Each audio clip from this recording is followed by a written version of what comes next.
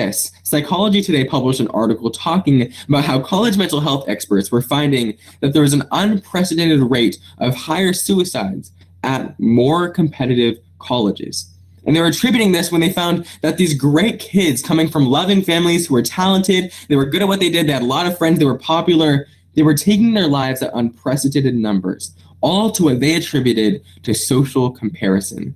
Comparing their looks, their talents, their success, their popularity, their social standing, all to equally ambitious people. So what do we do about this problem of comparison? How do we uproot this within ourselves? Well, this is what we find in my final point. And you see, Jordan Peterson also gives us the answer in his book when he says that compare yourself to who you were yesterday, not to who somebody else is today. See, the simple fact of the matter is that in your life, the biggest bully you'll ever meet is pretty much yourself. You wouldn't say half of the things that you tell yourself to anybody else because you would look like a horrible person.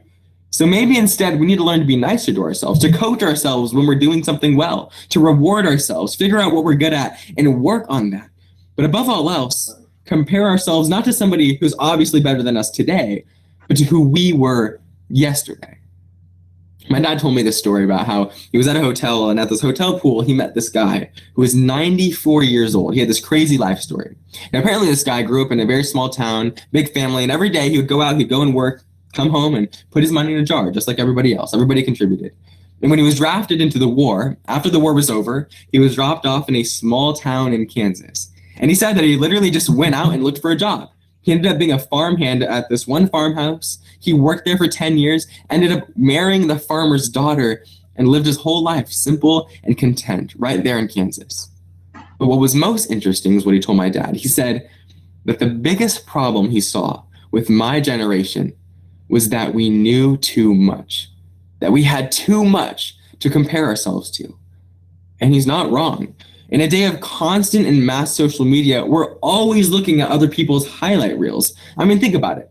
You wouldn't watch a trailer. Have you ever watched a trailer for a movie and the trailer was funny or the trailer was exciting and everything was super adventurous and awesome, but then you went to watch the movie and the movie was kind of terrible and you realize that all of the best parts were in the trailer? That's pretty much how everybody's life is today. Oftentimes, we're surrounded by everybody's trailer, showing the best parts, the best looking parts, the most successful parts, the most talented parts, all the parts that they want us to see. But perhaps if we were looking behind that, the reality would be much different. And see, that's the problem with comparison. We never have the whole picture. We never know all of the factors. We're all so unique and so different that we really can't compare ourselves to others because we never know the reality. And we always come up short. You see, growing up, I have two older brothers, and I remember this one time when I was 13, my mom told me I was going to get a pair of hand-me-down jeans. And contrary to popular belief, I was so excited about these jeans. I loved the way they looked on my brothers. I thought they were so cool, and I was so excited. And I remember always looking up to my brothers. In fact, I wanted to do everything that they did. They played sports, and I was never as good as they were, but they did speech and debate, and I never did as well as they did. But I remember being so excited to try on these jeans, and I was going to try them on, and they weren't really fitting. Now, for some perspective, my older brothers were always taller and thinner, and I was always a little shorter and stockier. But for some reason, the jeans weren't getting on. They wouldn't even go over my legs. And I remember in that moment feeling devastated. I remember feeling that there must be something wrong with me. I must be doing something wrong. But I remember my parents told me something that kind of changed my perspective forever. They said that, Marco, if you're always trying to be somebody else, if you're constantly trying to be somebody that you're not, comparing yourself to other people, trying to fit into somebody else's jeans, who's going to take the time to be you? See, the reality is we're all so unique, so different. We all come from different backgrounds that we can't compare ourselves to others. And if you are constantly trying to be somebody else, who's going to take the time to be you? So maybe you found yourself always comparing yourself to that one fun parent that everybody loves, and they look like they have it all together. They look super exciting and entertaining. But maybe what you don't know is that if they could, they would change places with you in an instant because maybe they have no idea what they're doing. Or perhaps you've been comparing yourself to that higher position. You wished you were making more money like that one person is. But maybe what you don't know is that they never get to see their kids like you're able to. So instead, my call to action is this. Compare yourself not to somebody who's obviously better than you today or looks like they're doing amazing today.